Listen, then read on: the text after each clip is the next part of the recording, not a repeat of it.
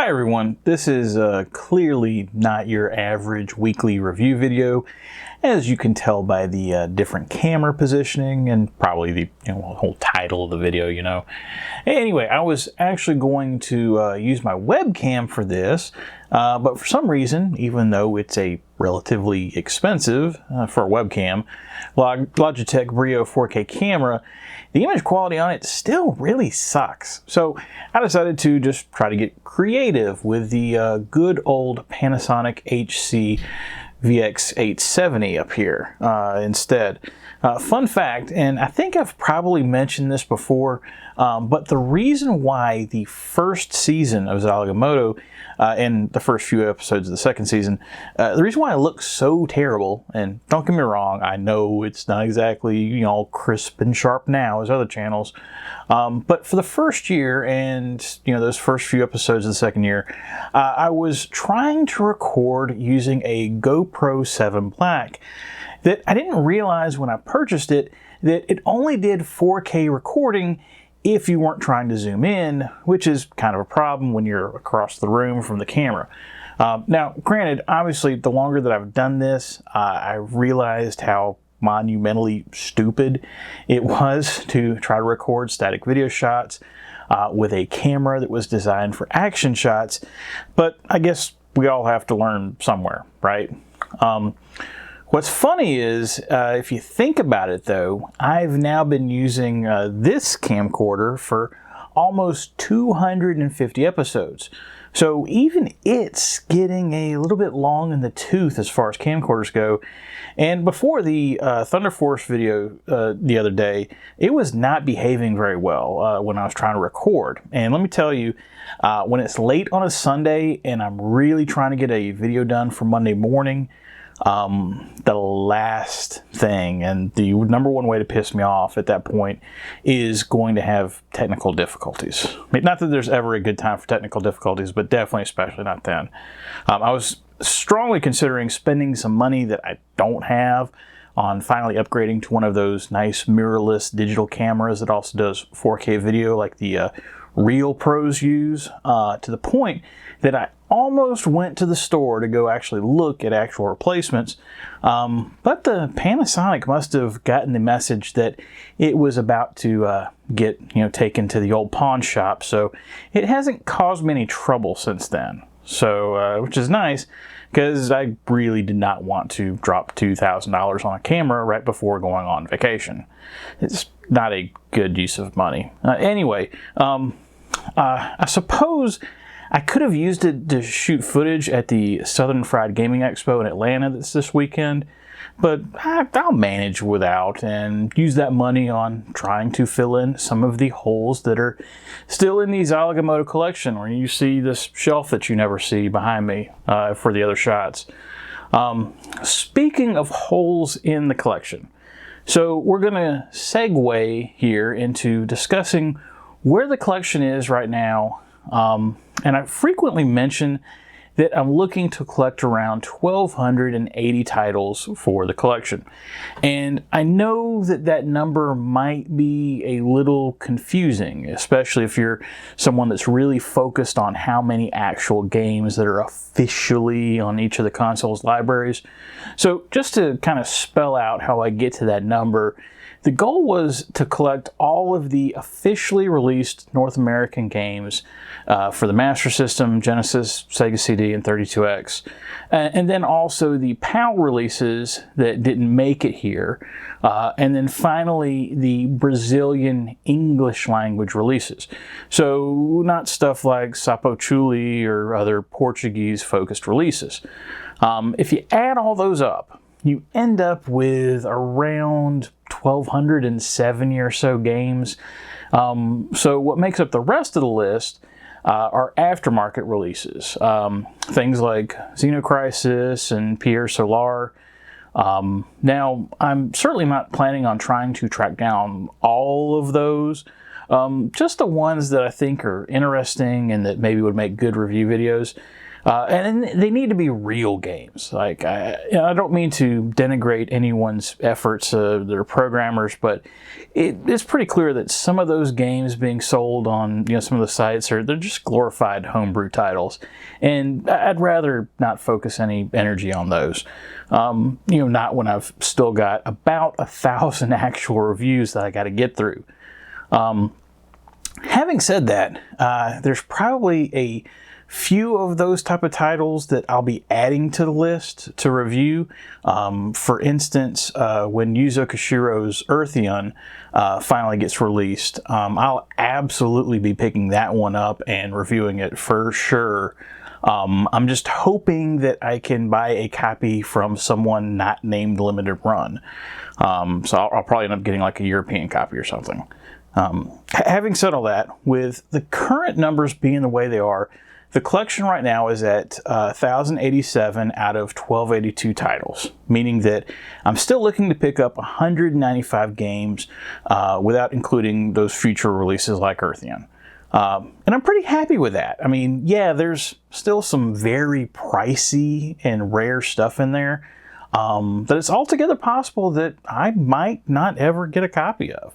For instance, something like Nightmare Circus. But it's at least a goal that isn't outright impossible. I mean, I'll be doing these reviews for at least 20 more years or so to finish up the list as I got it. So, I only have to average about 10 pickups a year to hit that mark. And I'm hopeful that, I'm going to be able to cross off some of those titles at the convention this weekend. And if not at the convention, maybe at some of the shops in the area that I like. But what about the individual collections? Well, for the Master System, I'm at 216 out of 293, leaving 77 remaining titles. The Genesis / Mega Drive is at 705 out of 798, leaving 93 titles. The Sega CD and Mega CD is at 130 out of 152, so only 22 titles remaining there. And the 32X is the closest to completion at 36 out of 39. And that 32X collection is kind of painful because those 3 remaining titles, only one, Pitfall the Main Adventure, is a US release, as I'm still looking for FIFA 96 and Darkside. FIFA 96, I'm not too worried about it. It shows up pretty regularly on eBay. There's not any right now, but I've seen it.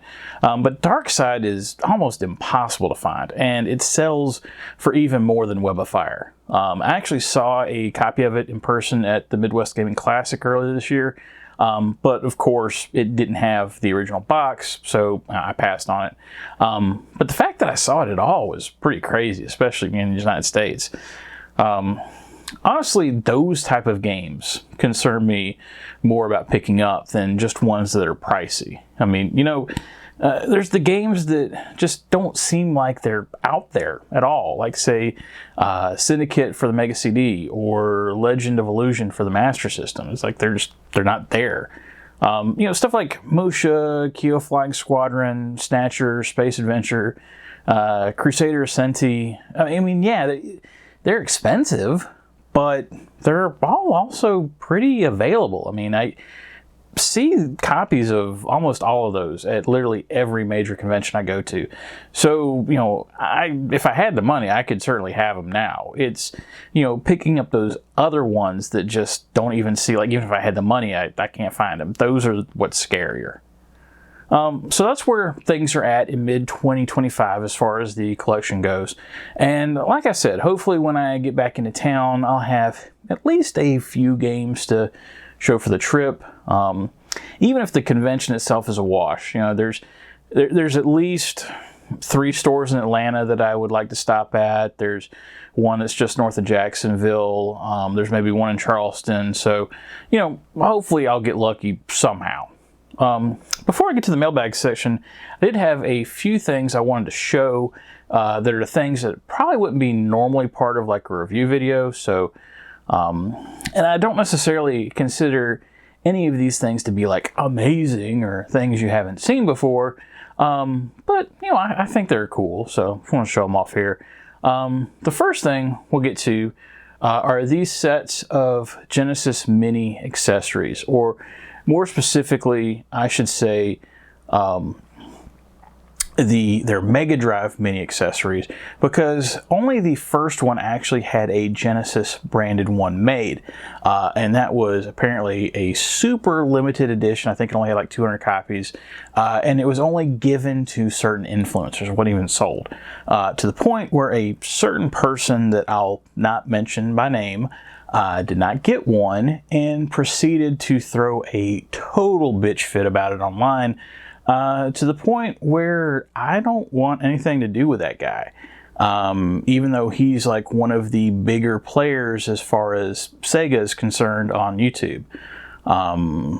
You know, and I'm sure I could probably benefit from, you know, coordinating with him, but I'm sorry. I do this for fun, you know, maybe make a few bucks from ad revenue to go towards buying the remaining games in the collection. And I just don't want to be around someone who's going to act like that about, you know, not getting a freaking piece of plastic. Anyway, sorry, ran over. Let's focus on these accessories.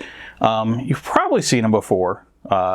They're not exactly new. I mean, they came out when the Genesis Mini and Mini 2 came out, but I think they're cool. Now, each of these are still sealed, and I'm probably going to keep them that way.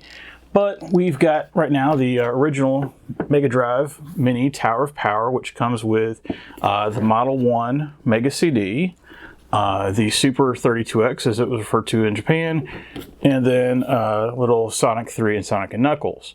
And yes, this is all just plastic, but I think it's a really cool way to be able to customize your Mega Drive or Genesis Mini and make it pop a little bit more once on the shelf.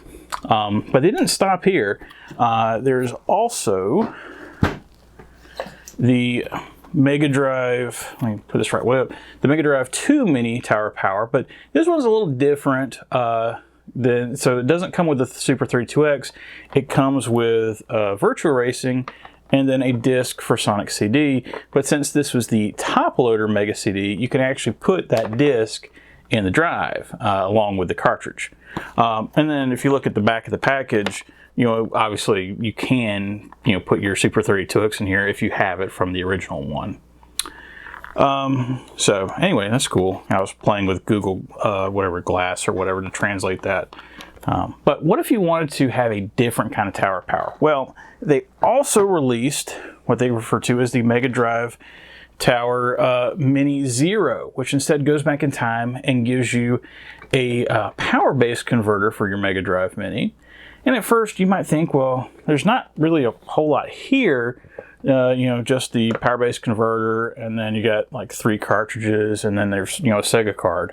But actually, if you look, you won't be able to see it here, but if you look actually down in the package, there's another 8 cartridges in here that you can't see without opening it up.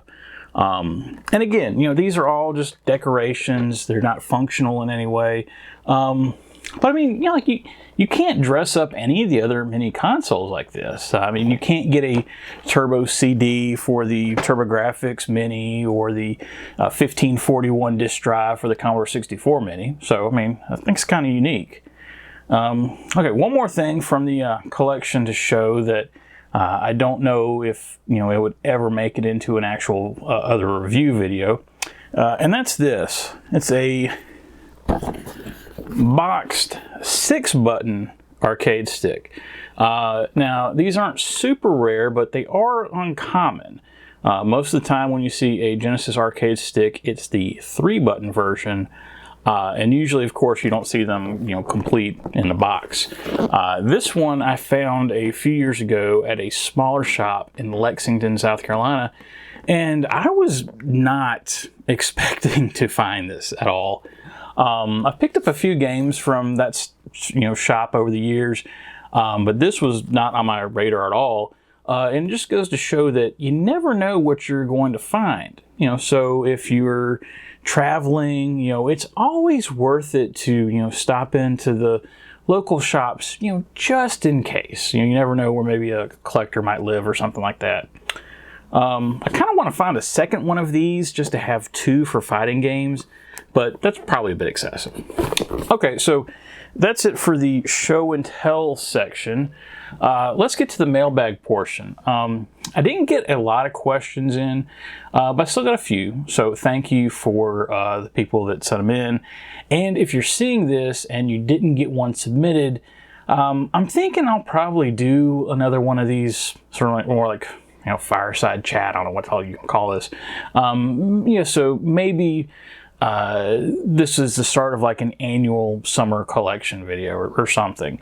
But anyway, so I'm going to actually read the question from my computer here. So this is the first one I got, and this is a good question. So this is from LHC Greg. It says, I know you're not covering them as part of the channel's mission, but any Japanese Mega Drives in the games in the collection, what sorts of games are you still missing from your collection? Is it mostly high value games or a mix? I guess a lot of games are high value these days, with a bunch being triple digits for a complete box that didn't used to be 8 years ago. Yes. Yes to a lot of that. So the first part of that question, Japanese releases. So as a rule,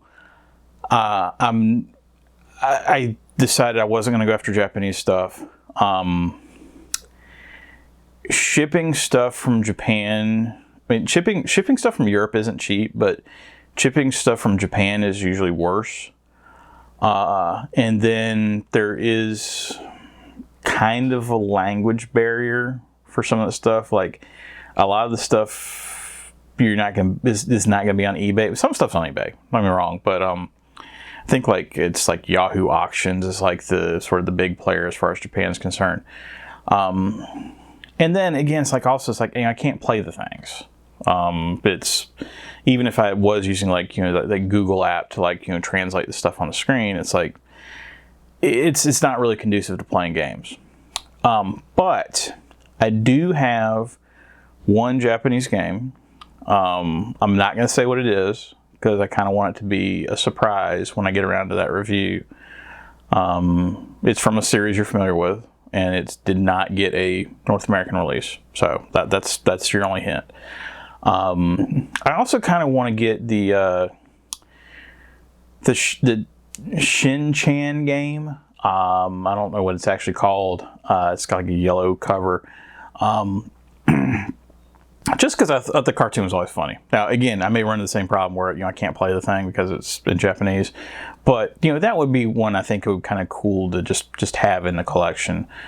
It may, you know, maybe I'll run into other things that were like one-offs that maybe I'll want to have. Maybe there's not a whole lot of Japanese in it or whatever.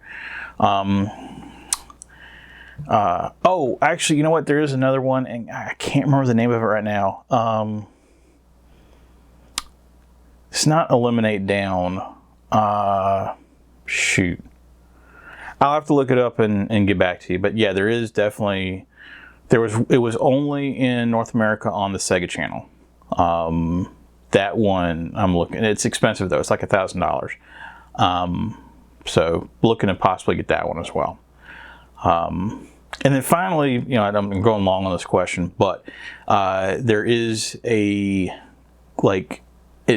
RPG golf game, and I'm totally, you know, probably mangling that description. That always looked interesting, and I think there's a translated ROM of it out there, so that might be one that I get for the collection. But then when I go to review it, maybe I'll play like the translated version or something like that. So as far as the stuff that I've got left, yeah, I would say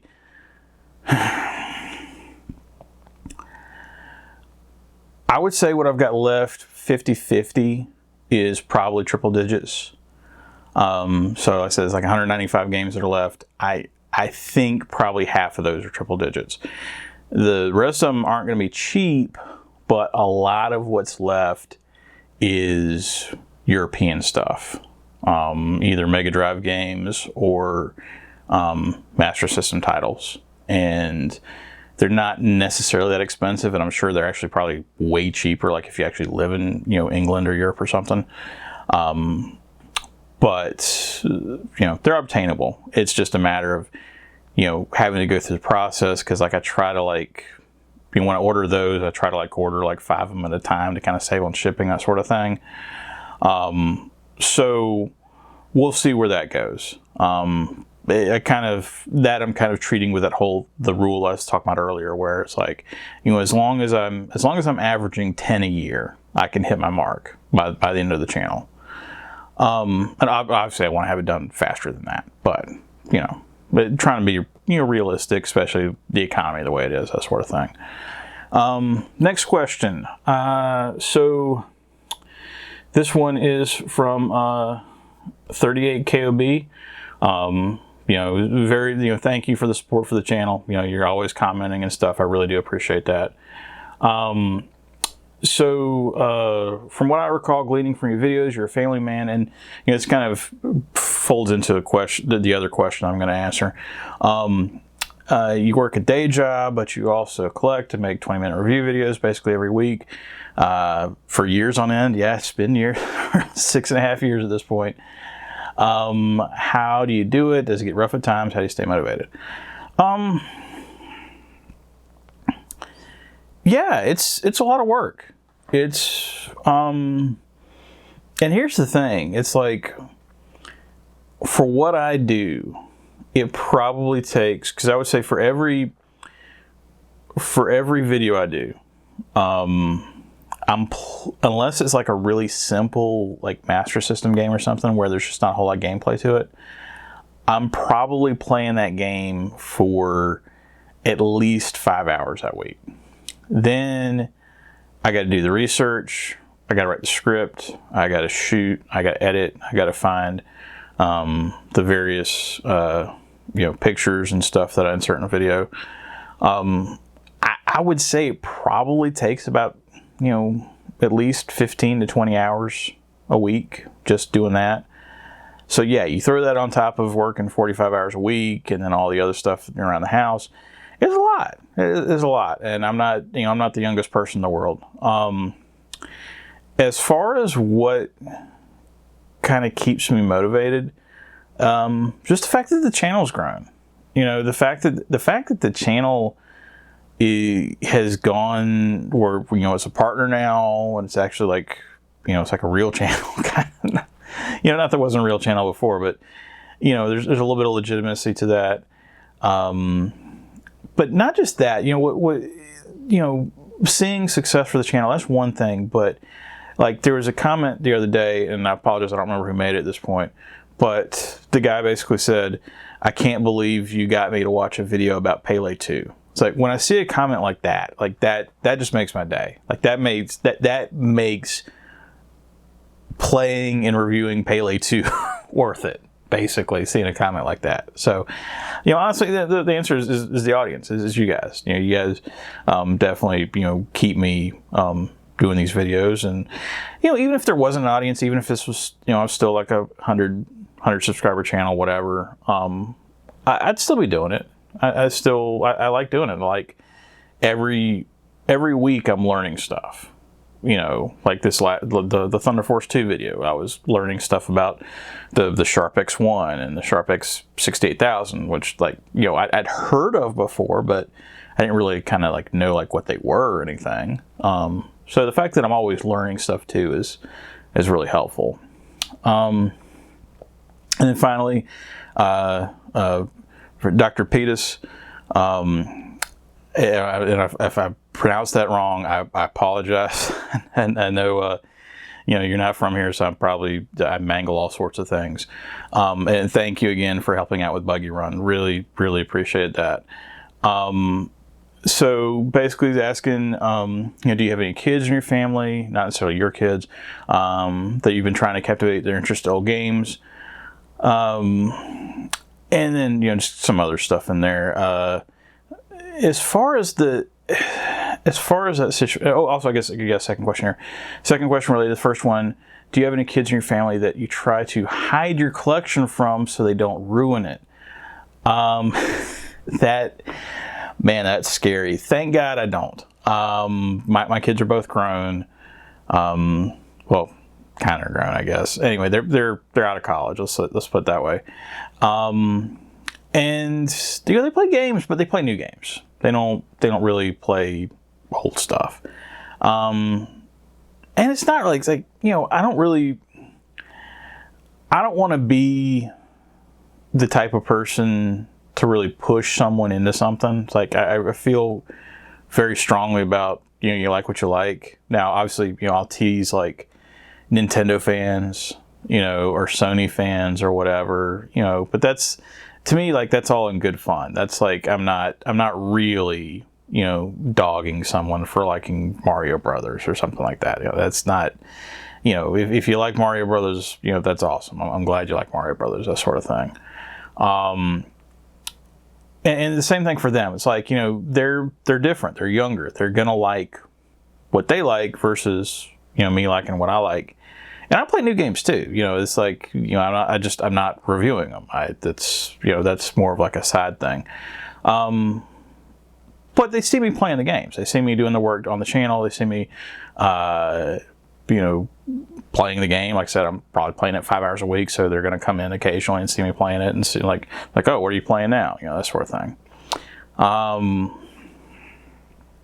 if it comes up, like if they ever come to me and like, hey, do you want to do something this week as far as the channel is concerned? I'll definitely talk to them about it. But they're young adults. They're doing their own thing. They're watching their own videos. They're playing their own games. They got their own lives, really.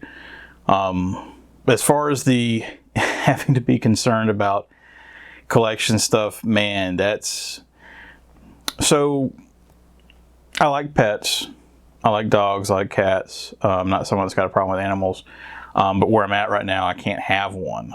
So thankfully, I haven't had to worry about that aspect of things because, that definitely is something where I'd be like, if I got like a dog or a cat walking around, my God, like if they grab some $100 video game and they like chew it up, like that'd be terrible. So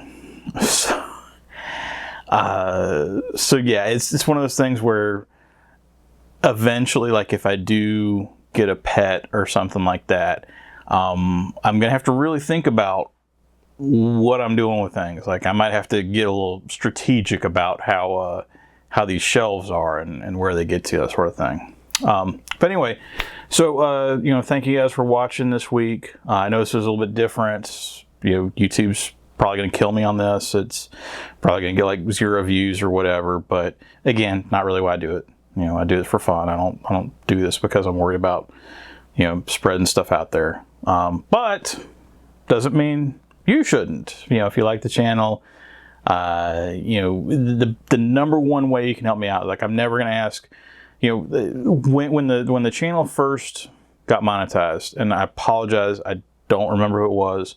Someone was very, very nice and did like whatever the super thanks was, as soon as it got monetized. And, thank you for doing that. I'm not asking people to do that. It was very, very nice of you. Where's I going with that? Anyway, yeah, okay. So, while that stuff's nice, I don't want you thinking like you need to give me money.